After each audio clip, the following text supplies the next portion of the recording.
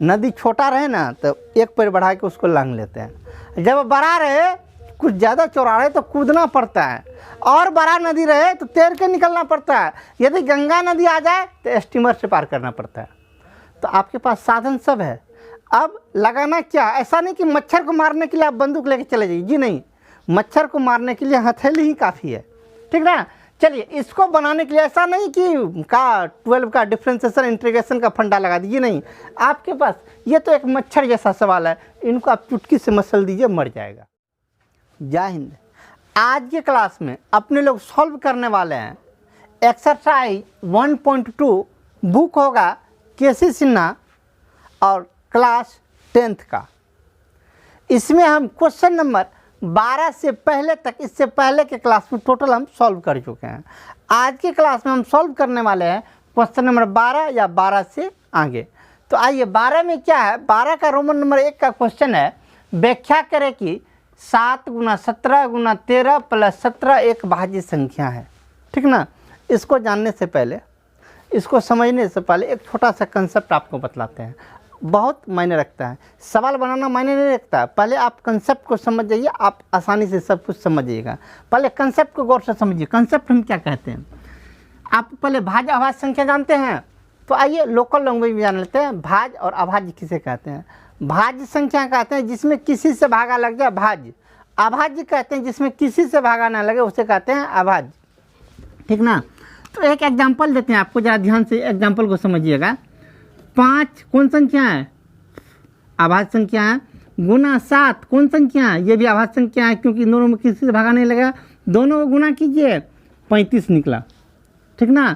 35 भाज्य है क्या अभाज्य है, इसमें भागा लग जाता है, किससे, तो 5 से भागा लग जाता है, मतलब ये भाज्य हो गया। ये कौन संख्या है, अभाज्य संख्या, अभाज्य संख्या।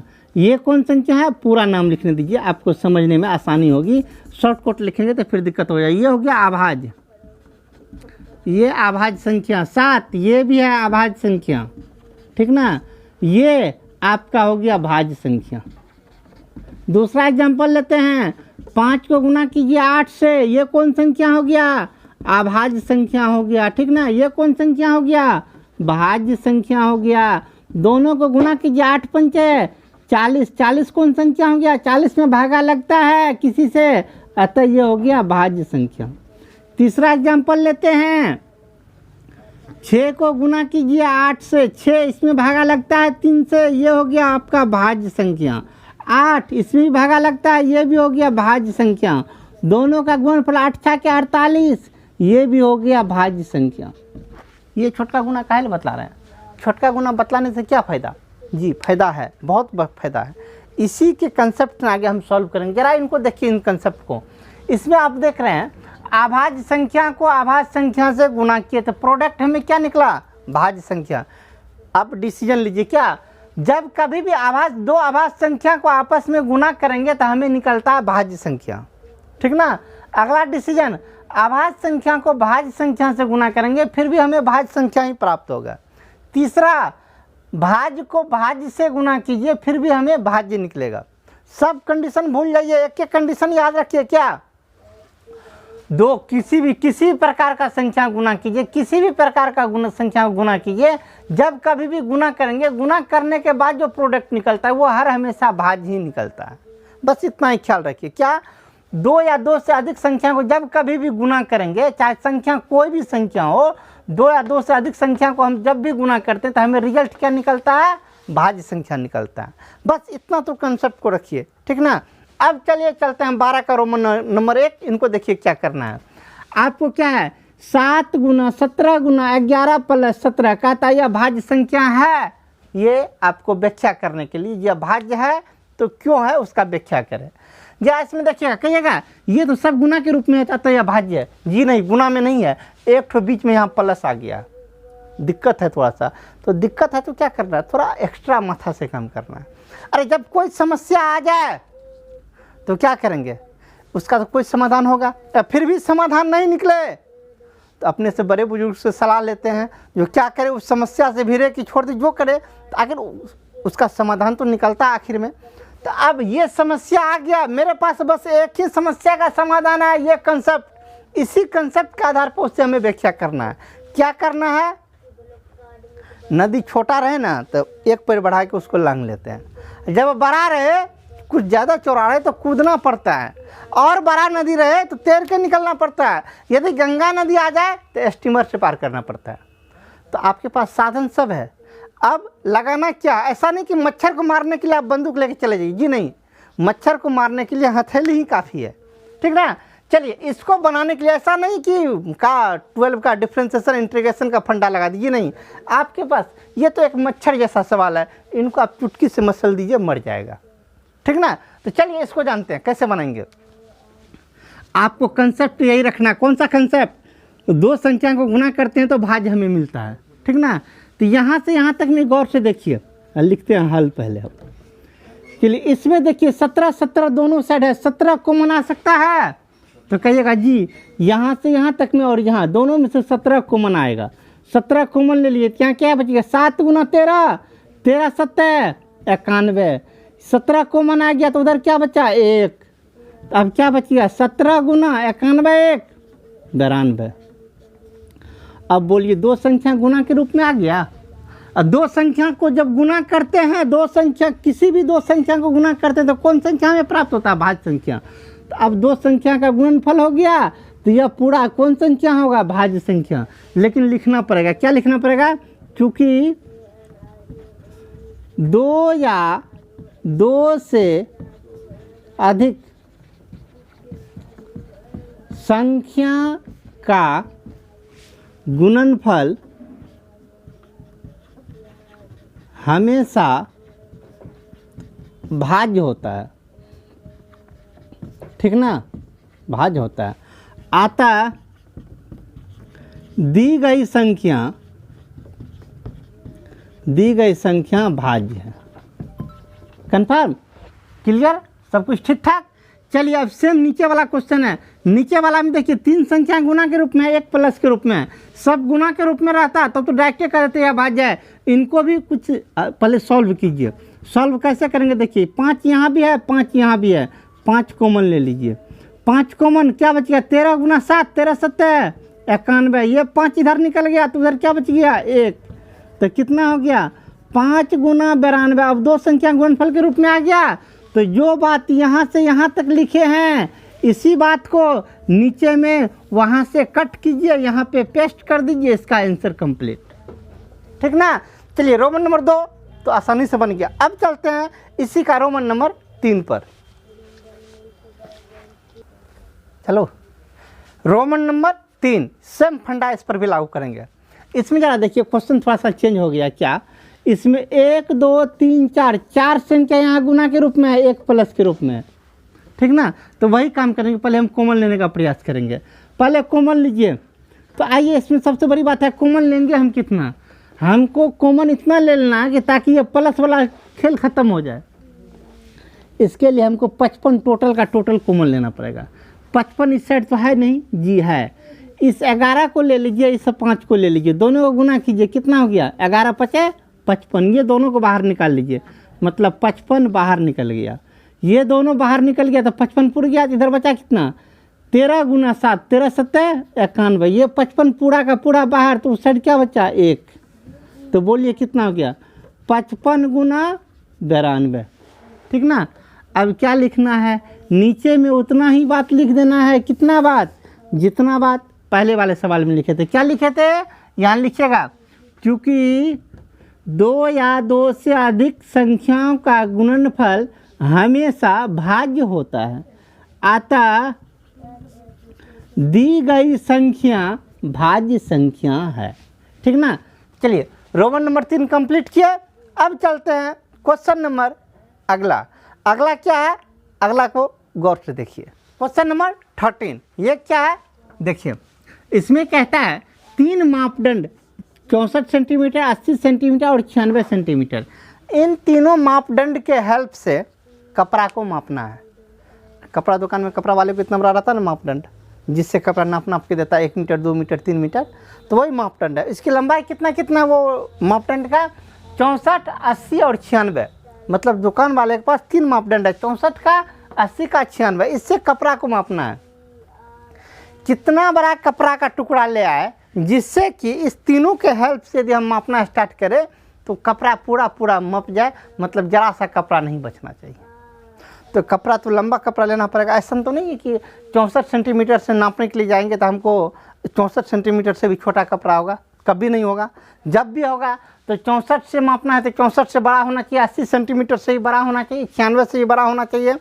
पहले वाले क्लास में हम अच्छा से कंसेप्ट क्लियर किए, मैं आज भी कर रहे हैं। आने वाला आंसर यदि दी गई संख्या से बड़ा हो तो ऐसे स्थिति पे लघुत्तम निकालेंगे, एलसीएम निकालेंगे। तो इससे हमें कपड़ा न मापना है, कपड़ा का लंबाई तो इस सब से अधिक होगा, और इस सब मापदंड मतलब मापने वाला जो मीटर है इससे तो अधिक होगा कपड़ा की लंबाई। आने वाला आंसर बड़ा है, तो ऐसे स्थिति पे सबका क्या करेंगे, हम एलसीएम निकालेंगे। निकालिए एलसीएम, कैसे निकालते हैं, किससे, गुणनखंड विधि से।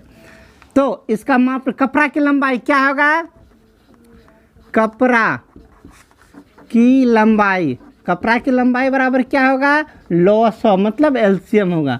अब एलसीएम निकालिए 64 का, तो 64 का गुणनखंड निकालिए, 2 से 8, 2 से 64 ना है तो 2 से कितना हो जाएगा 32, 2 से 16, फिर 2 से 8, 2 से 4, 2 से 2, 80 का निकालिए, 2 से 40, 2 से 20, 2 से 10, 2 से 5। अब 96 का निकालिए, 2 से 48, 2 से 24, 2 से 12, 2 से 6, 2 से 3। एलसीएम निकालना है सबका एलसीएम। पहले ऊपर 64 का निकालेंगे गुणनखंड, तो 64 का लिखिए, 64 बराबर क्या को 2, 1 2 3 4 5 6, 1 2 3 4 5 6।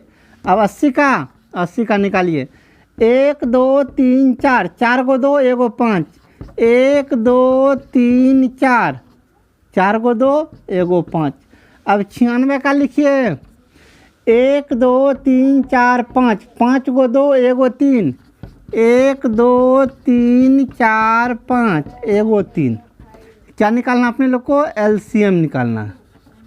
एलसीएम कैसे निकालते हैं बाबू, जो तीनों में टैली किया वो भी, जो नहीं किया वो भी, लेकिन जो टैली किया उसको कितना बार लिखना है, एक ही बार लिखना है।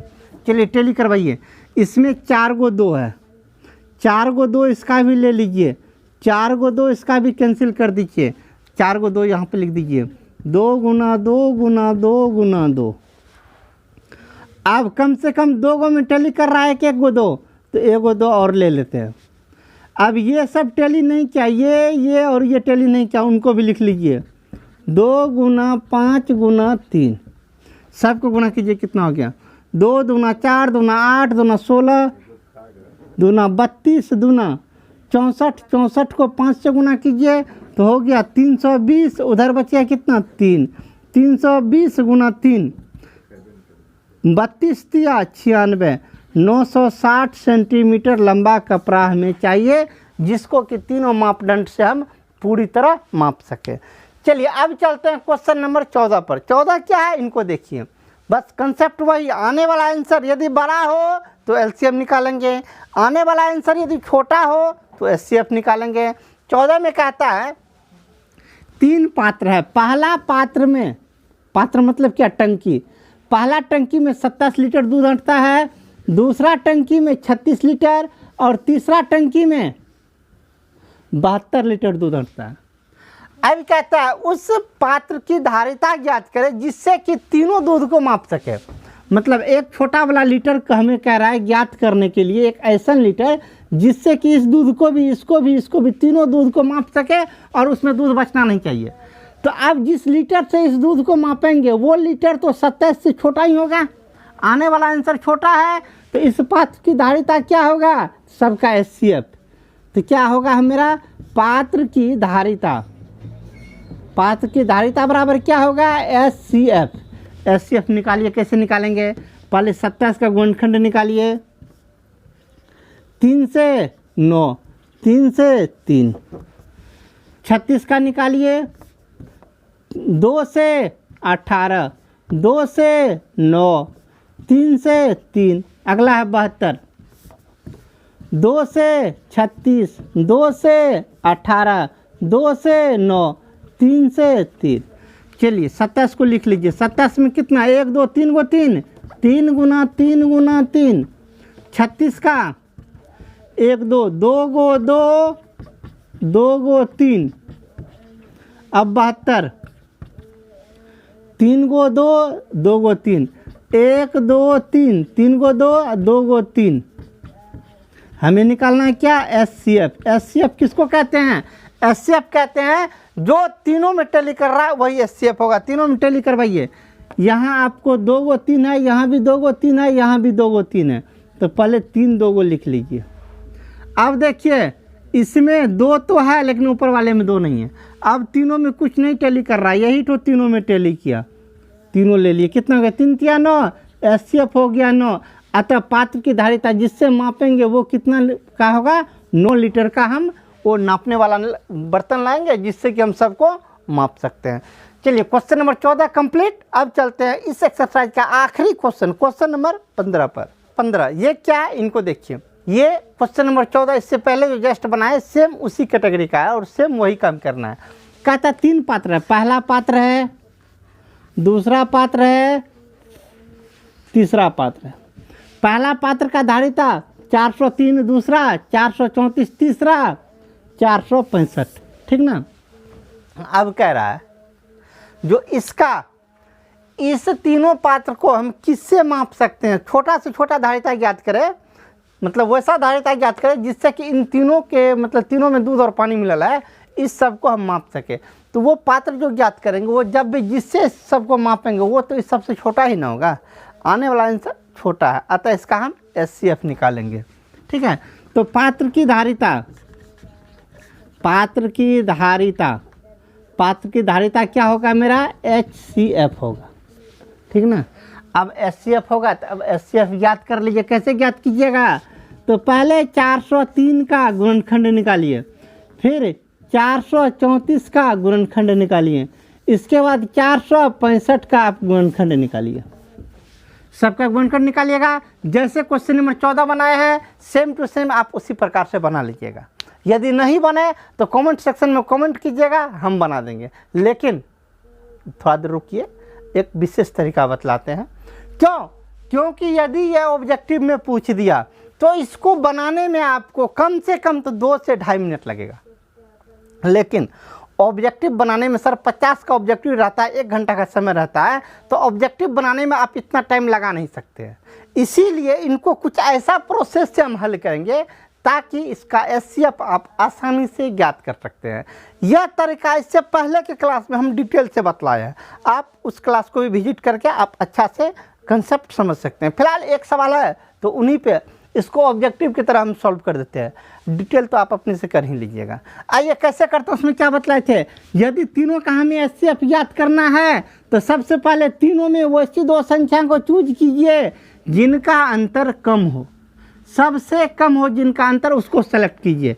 तो सबसे कम तो लग रहा है इन्हीं दोनों का अंतर है, 403 434, दोनों का अंतर 403 और 434 है। तो दोनों का अंतर कितना, अंतर 34 में से 3 घटा दीजिए तो अंतर कितना हो गया, 31।